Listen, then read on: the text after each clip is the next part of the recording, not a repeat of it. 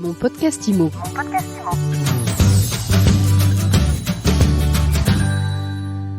Bonjour et bienvenue dans ce nouvel épisode de mon podcast IMO.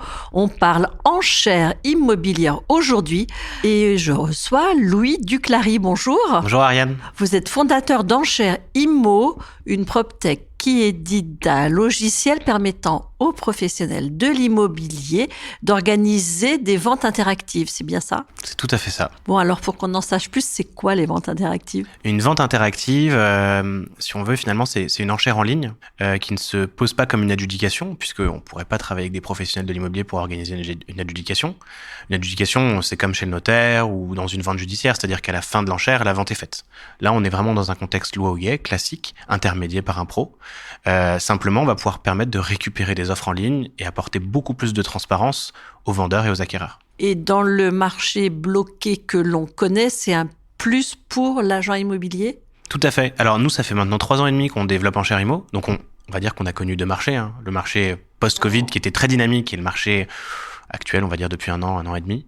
Et effectivement, le plus finalement aujourd'hui, c'est la vraie difficulté du marché actuel. Si on veut résumer de façon très vulgarisée, c'est des vendeurs qui en attendent beaucoup et des acquéreurs qui, c'est pas qu'ils ont pas envie, c'est qu'ils ne peuvent pas aller à beaucoup en fait. Ils peuvent plus. Ils peuvent pas parce que les banques ne prêtent plus. Parce qu'ils peuvent pas emprunter, voilà. Parce qu'en fait, techniquement, les taux ont triplé quasiment, donc c'est plus possible.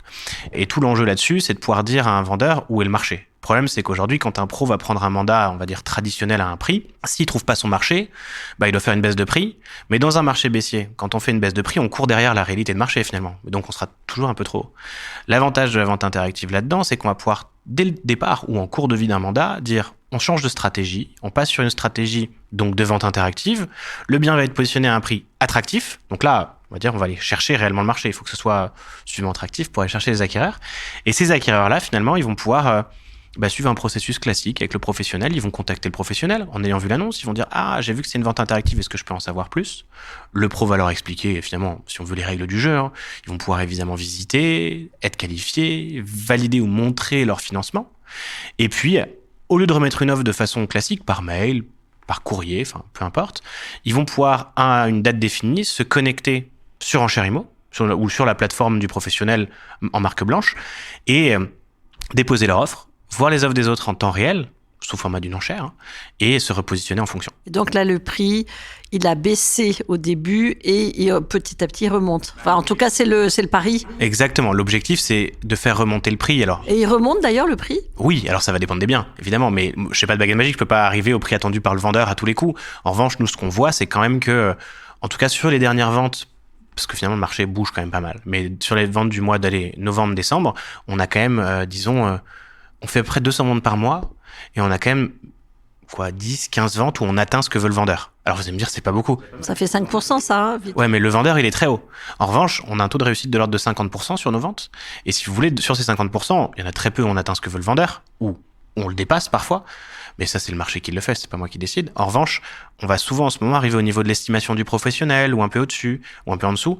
Et ça permet de montrer réellement au vendeur où est le marché. Et la vraie difficulté du professionnel aujourd'hui, et c'est un peu l'enjeu qu'on voulait traiter avec Enchères IMO, c'est la fixation du prix. Puisque pour prendre un mandat, il est très facile de dire je me mets à ce que veut le vendeur. Mais derrière, si on peut pas le vendre, ça n'a pas beaucoup de sens de prendre ce mandat. En revanche, là, l'intérêt, ça va être de dire au vendeur, écoutez, vous en voulez tant, moi je l'estime un peu en dessous. Ce que je vous propose, c'est qu'on fasse une vente interactive à un prix où je suis sûr de pouvoir avoir des contacts, et pouvoir les travailler, les qualifier, les faire visiter, leur permettre de remettre des offres. Et puis on verra bien où ça nous mène. Si on arrive à un prix qui ne satisfait pas le vendeur, évidemment, il ne vend pas. Mais au moins, on a un levier pour lui montrer la réalité. Aujourd'hui, il y a combien d'agences immobilières qui font appel à vos services ? Un peu plus de 500 en France. On réalise en ce moment autour de 200, 150, 200 ventes par mois. Bon, la fin d'année est un peu plus calme, mais c'est un peu la cyclicité classique du marché. Mais donc on se développe pas mal puisqu'on a quasiment triplé depuis 1 an notre nombre de partenaires qui utilisent Enchères IMO. Donc c'est plutôt bon signe pour le moment. Et votre business model à vous, c'est quoi ?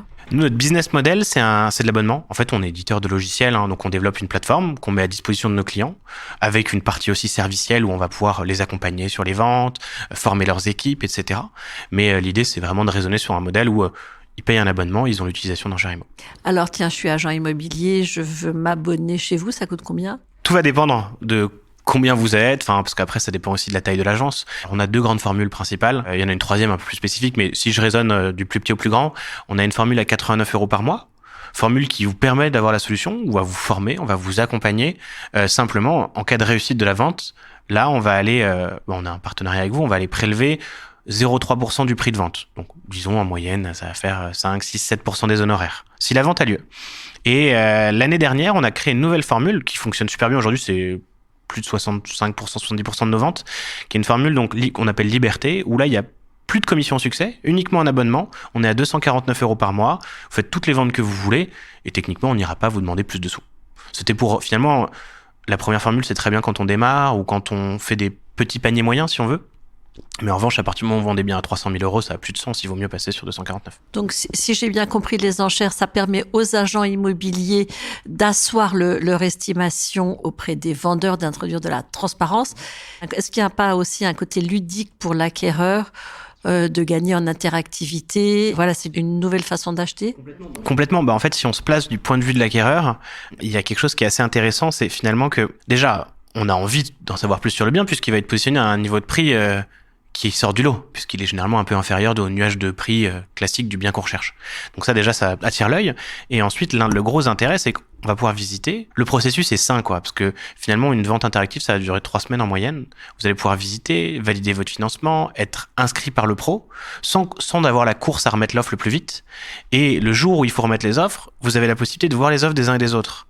Donc finalement, nous, ce qu'on aime bien dire, c'est que c'est les acquéreurs qui vont fixer le prix entre eux. Alors après, évidemment, les offres seront présentées aux vendeurs, il peut y avoir une négociation où ça peut être accepté, mais finalement, on va laisser les acquéreurs qui sont les gens qui sont censés faire le prix, créer le prix sur le bien. Dernière question, comment vous, à titre perso d'entrepreneur, vous vivez la situation, la crise auquel est confronté aujourd'hui beaucoup d'acteurs de l'immobilier? Ça nous engage à travailler encore mieux, à accompagner encore mieux nos partenaires. Effectivement, disons qu'en ce moment, les ventes quand même se raréfient. Là, j'ai vu des chiffres ce matin des notaires qui disaient qu'il y avait 18% de baisse en termes de volume. Oui, le marché est dur. Maintenant, l'enjeu pour nous, on est une solution. L'objectif, c'était de pouvoir faire des ventes additionnelles à nos partenaires.